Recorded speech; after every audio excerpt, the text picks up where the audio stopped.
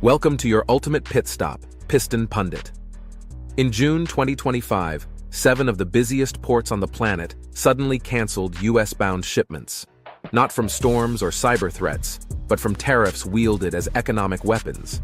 And it's not just electronics feeling the heat. These tariffs are hammering the flow of car parts, driving up prices and threatening your next repair or project. We'll show how these ports have become ground zero in a trade showdown, revealing the growing cracks in a once reliable system. Let's get into it and see how deep this goes.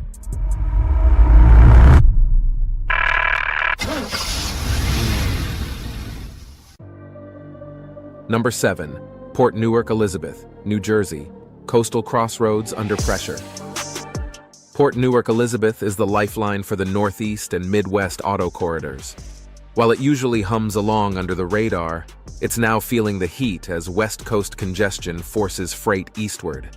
Asia East Coast container volumes have dropped nearly 18%, while blank sailings, when ships skip scheduled ports, are causing chaos at the docks. For automotive plants that count on these routes for everything from dash modules to drivetrain parts, even minor schedule slips can trigger massive delays. Local distribution centers are adjusting inventories to weather the storm, but holdups in EV electronics and drivetrain imports are causing fulfillment headaches. Newark's story is a reminder that even quiet ports can get loud when global logistics are out of sync. But Newark's troubles aren't the only sign of global strain. Let's take a look at how Yantian Port is testing the system's limits. Number 6. Yantian Port, Shenzhen, the bottleneck giant. Let's shift our gaze overseas to Yantian Port in Shenzhen, China. This single port funnels more than a quarter of all US-bound exports, including a hefty chunk of auto parts and accessories. After a brief tariff truce, container bookings shot up a jaw-dropping 277%. While that surge might sound promising, it's actually clogging up the lanes and creating a port-level traffic jam. Long-term contracts are hogging the available space, leaving spot shippers, like many aftermarket parts makers, scrambling for room. Meanwhile, US ports aren't exactly rolling out the red carpet to receive the flood of goods. The result? Both ends of the Pacific are locked in congestion, with auto part manufacturers feeling the pinch. Even though supply might rebound in July, the schedule remains as murky as a foggy racetrack. With that global bottleneck in mind, let's steer back to the US and see how the Port of Savannah is juggling this surge. Number 5. Port of Savannah, the East Coast's rising star, with growing pains. Savannah has been clawing its way up the ranks, overtaking even New York and New Jersey's port traffic in 2024. It's become a hub for auto components, engine modules, and aftermarket kits. However, the West Coast's blank sailings triggered a tidal wave of Asia-bound cargo, with blank sailings in this corridor jumping over 20%. Freight costs fell, making Savannah a more appealing port of entry, but that's only shifted the burden inland. Rail yard backups and a shortage of chassis for container movement have become daily headaches. Plants in Georgia and Alabama that rely on these links are now staring down production slowdowns and vanishing inventories. Savannah may be a rising star, but its infrastructure hasn't yet caught up to the surge, leaving dealerships and repair shops high and dry. Before we push ahead, don't forget to smash that like and subscribe button. Your support helps us reach more auto enthusiasts just like you. Alright, let's keep rolling and see how Seattle and Tacoma are faring in this global shipping crisis. Number 4. Seattle and Tacoma, Northwest Seaport Alliance. Northern grit under siege.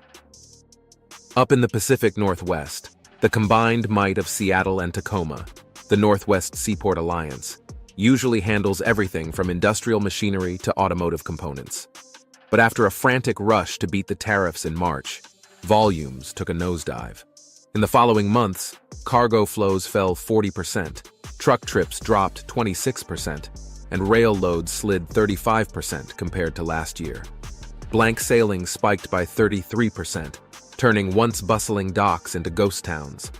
For auto plants and repair shops that rely on these Pacific pipelines, like those sourcing raw engine block cores, the fallout has been brutal. Parts deliveries are slower, air freight costs are climbing, and project timelines are stretching further. Local truckers, who are the backbone of this critical link, are warning that 2025's projections are already in jeopardy. Seattle and Tacoma's numbers are a stark indicator of how deeply trade policies can cut into North America's automotive arteries. Next stop, let's see how Oakland is holding up under the weight of these global tremors. Number 3. Port of Oakland, the Bay's endurance test. The Port of Oakland ranks in the nation's top 10 for container volume and emerged as a critical Bay Area gateway, especially when COVID-era disruptions rerouted flows. It's a conduit for gearboxes, sensors, and engine kits that power the western states. Despite the general slowdown plaguing the West Coast, Oakland managed a slight bump in inbound containers, but 39 blank sailings from April to June underscored the fragility. May alone saw vessel lifts and truck trips dip 11 to 15%, constraining inland routes. Many OEMs pivoted to Canadian or Mexican routes, but longer transit times and inland congestion created fresh headaches. Auto part suppliers using Oakland might be relieved by the uptick in volume, yet inland logistics are still a bottleneck. Dealerships reliant on aftermarket parts report delivery delays stretching from days to weeks, underscoring that even a robust secondary port can't fully shield the region from global supply chain whiplash. Let's keep this momentum going. Our next chapter takes us south to Long Beach, where the stakes are even higher. Number 2. Port of Long Beach, twin engine in turmoil. The Port of Long Beach, a vital partner with LA, moved 9.6 million TEUs in 2024, much of it automotive fixtures like transmissions and steel assemblies. But after tariffs ramped up, blank sailings surged from 4 to 14 in May, cutting out 152,400 TEUs and leaving Long Beach grappling with a supply vacuum. Local truckers report 60% fewer runs, and warehouse operators sit idle as manufacturers pivot to costlier alternatives or local stockpiles. For the auto industry, Long Beach is a workhorse supplying braking systems, fuel modules, and steel chassis components. With these disruptions, repair shops and regional mechanics face parts delays and soaring fees. The pressure to balance cost, timing, and trade turbulence is reshaping America's automotive supply chains. Long Beach's struggles underscore the urgent need for new strategies in the ever-changing world of global trade. And finally, we arrive at the beating heart of America's automotive lifeline, Los Angeles. Number 1. Port of Los Angeles, the beating heart of U.S. auto imports. The Port of Los Angeles handles over 1/3 of U.S. container traffic and nearly $500 billion in economic activity, serving as the country's main automotive import hub. With 25 terminals, 82 cranes, and an extensive rail network, it's key for shipments of chassis frames, ECUs, airbags, and aftermarket parts. But in May, tariffs spiked to 145% on goods from China, leading vessel arrivals to plunge from 12 to 5 daily. Blank sailings surged from 6 to 17, cutting 224,000 TEUs.